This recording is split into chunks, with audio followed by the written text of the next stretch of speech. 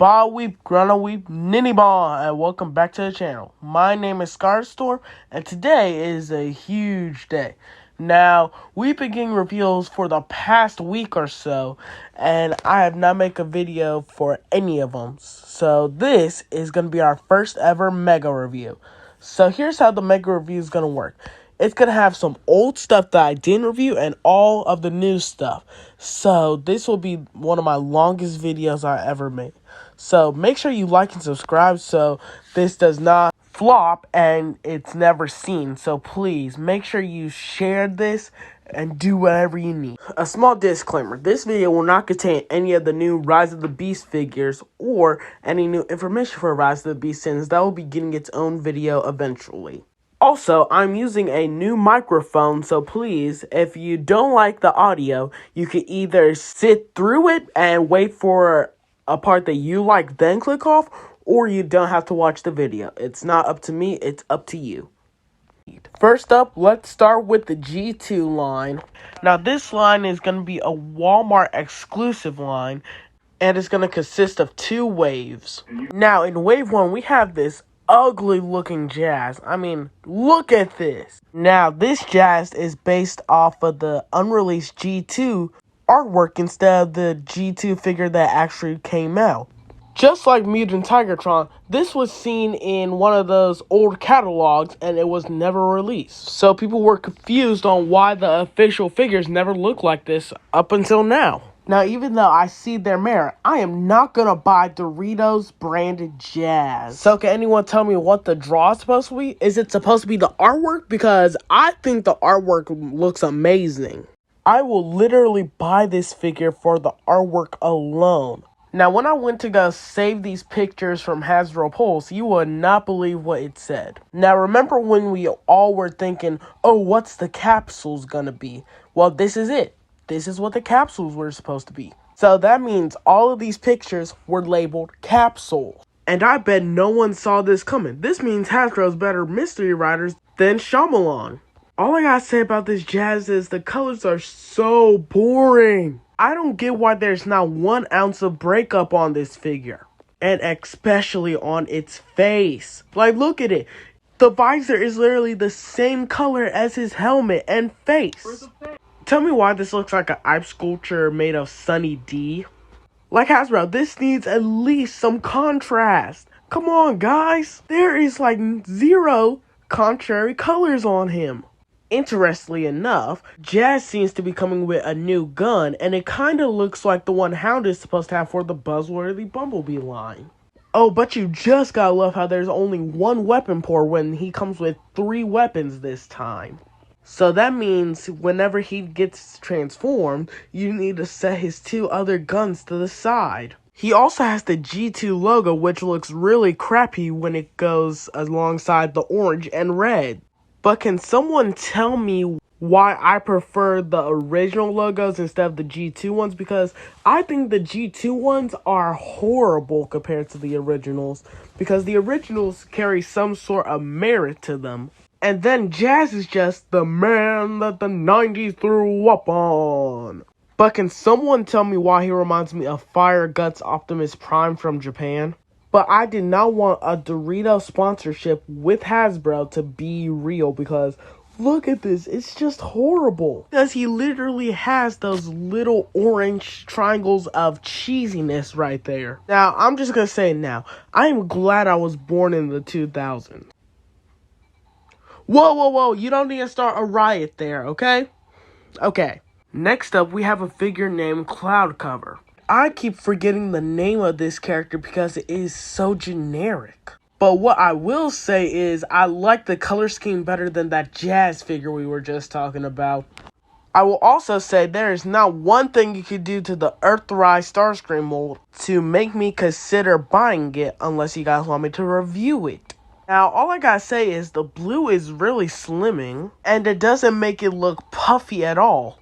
But what I will say is it comes with the even worse G2 Decepticon logo. What even was the point of changing the badges if you're gonna make it worse? But with this being a cone head, it has a better transformation than the actual Earthrise Starscream, which makes me want to buy it because I don't really have a Conehead mold. But I don't see the point of bringing back the '06 Classic mold if you're gonna make it worse. Because this is a figure 2 decades old that they keep remaking. Now the box is still dope and all, but I could really care less about this figure. After this figure, we have another re-release of the '86 Grimlock mold. And all I have to say is it looks better than the original G2 toy because it's Diaclone colors. Now, does that mean I'm going to buy this? No, but I will be buying the one that we're going to talk about in a little bit. And that's really it for the Grimlock since we don't have that many images of him since he wasn't officially revealed yet. Now for the last of this set, because they aren't the G2 line, they're the Toxitron line. Toxitron, Hasbro, please stop making more of these recolors that I actually want, because it's not a good figure, but the recolors are amazing. But all the recolors of this mold just make it amazing. Now, even the black and red is a crowd-pleasing color. Something about green and purple just makes it hit different. It's gaudy, awful, and great. Oh, why do I want this so bad now? And the green clear plastic weapons remind me of Flubber, if you know, you know, and that brings out my inner child. Now, the truck mode could use a little more purple, but at least he has some purple on his tires. I also have to say that the trailer looks amazing. Even though I hate that it's 90s theme, it somehow reaches out to me and say, buy me. Next up, we have a few figures from Studio Series, which I was not expecting at all. This line is going to be called Gamer Edition, and it's going to go over all the games that Transformers has. We're starting off with the High Moon Studio games, which are some of my favorite Transformer games. The first figure in the Gamer Edition is Optimus Prime. Now, Optimus Prime, he looks more like a warrior than his actual game depiction because he's bulkier and has better proportions. This Optimus is going to come with 3 different accessories. First, it's going to come with an ion blaster that can swap out for one of his hands. Next, he's going to be coming with his Energon Axe, which has 2 different modes. One that's based off of the trailer and one that's based off of the actual game. And finally, his final accessory is the Matrix of Leadership, which he is not able to hold in his hands, which is a complete and total bummer. After Optimus Prime, we have a Bumblebee figure for the Gamer Edition, and it's based off of his High Moon depiction. And he's going to be the first figure in this line, which doesn't really make sense to me because he's not the main character. Optimus Prime is. But other than that, I say the figure is okay. It looks a little fat because it looks like it's mistransformed. Now, this Bumblebee also comes with 2 accessories with it. 2 different blasters, and I think he also comes with a sword, so that makes 3 accessories. Now, I don't know how to feel about him, because I don't like it as much as the original Generations figure. After Bumblebee, we have the first ever figure for a character named Barricade. Now, Barricade appeared in one of the first levels of the War for Cybertron game. All in all, I don't have that much to say about this figure. It looks good, but it's not for me personally. Even though I will buy it so I can have troops for, like, my collection because it looks like a bland soldier. Other than that, I say the Gamer Edition is on to an okay start. It just needs to have a little more to it because there's only 3 figures in the wave. Next up, we have listings for a character named Nacelle alongside San Diego Comic-Con exclusive figures. Now, Nacelle is supposedly a recolor of the Thrust mold, but with a Starscream head.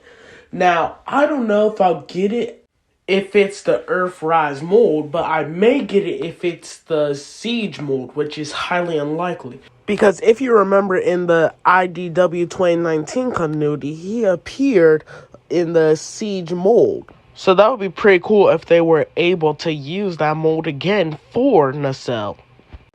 Next up, we have a 2-pack that I believe may come out around the same time as Nacelle.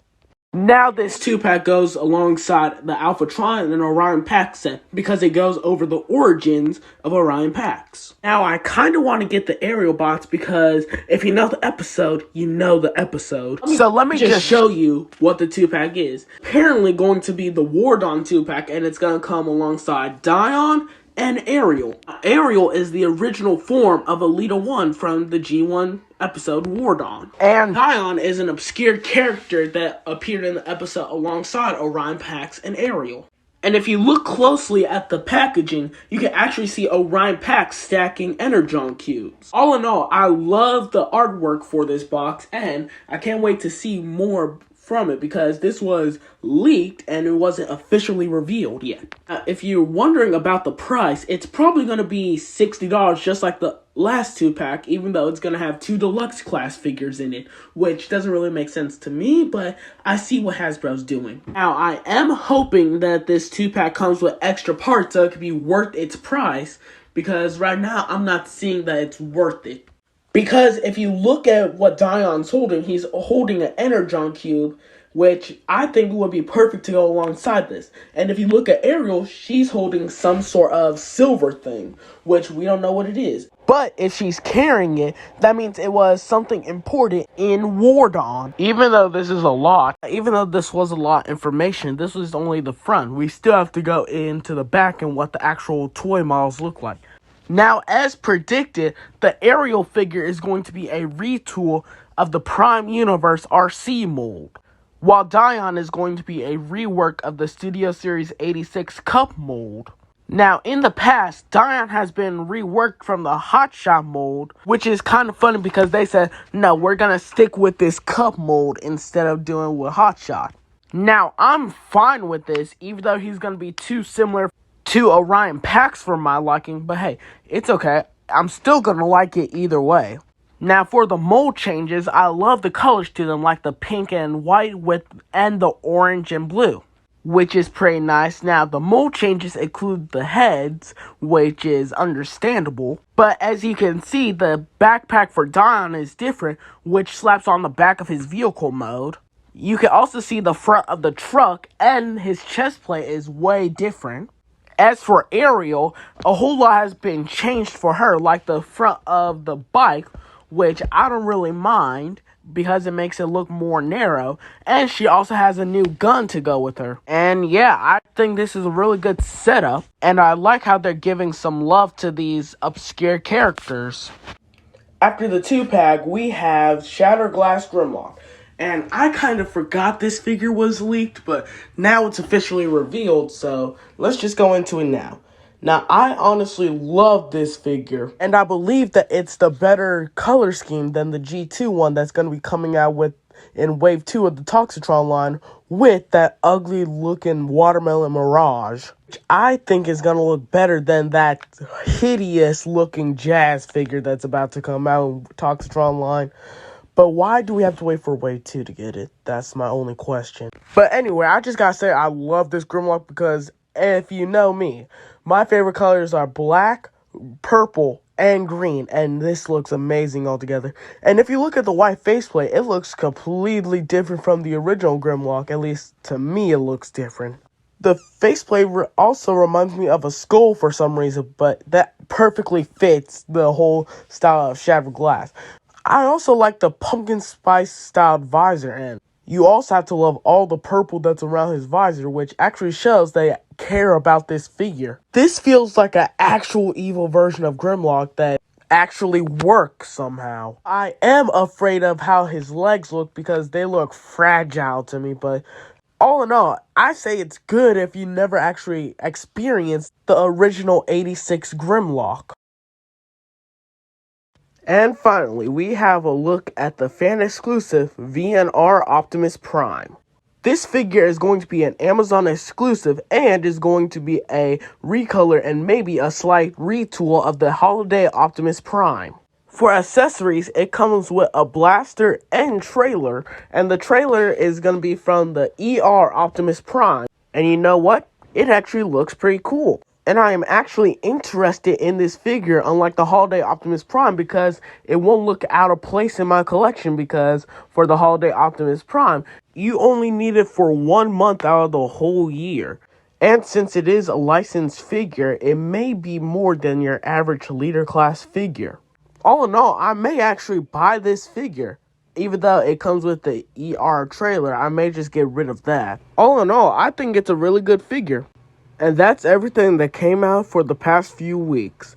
Now, this took a while to make, so it would be helpful if you either liked or subscribed to the channel. And don't forget to tune in for the Hasbro Pulse live stream later on today.